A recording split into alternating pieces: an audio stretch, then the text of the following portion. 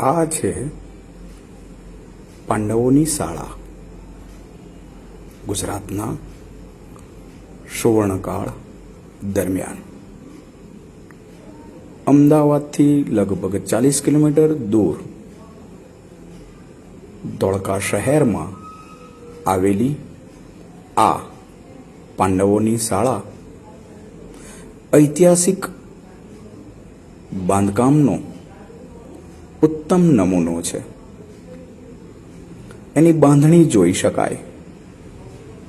સંપૂર્ણ હિન્દુ રાજાઓના સમયમાં જે રીતે બાંધકામ કરવામાં આવતું હતું એ જ બાંધકામ સંપૂર્ણ કોતરણી લાજવાબ જોવા મળે છે. દ્વાપર યુગમાં મહાભારતના સમય દરમિયાન આ બાંધકામ થયું હોય તેવું સ્પષ્ટ દેખાઈ આવે છે.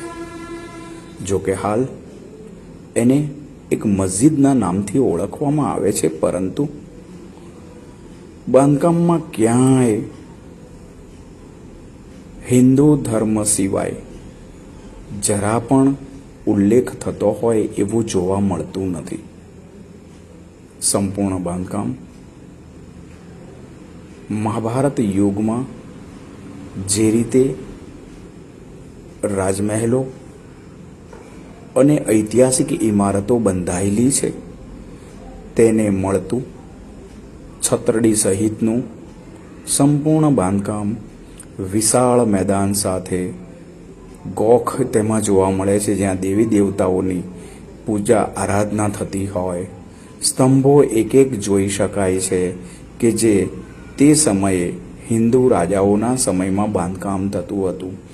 કમાન પણ એ જ બતાવે છે કે જે સૂર્યવંશી ચંદ્રવંશી રાજાઓના સમયમાં ઉપયોગમાં થતું. એક એક કોતરણીના કામ સ્પષ્ટ મહાભારત કાળની યાદ અપાવે છે. પથ્થરનું બારીક કોતરણી કામ એ યુગોની કોતરણીનો બેનમૂન આ કોતરણી પાંડવોની શાળા.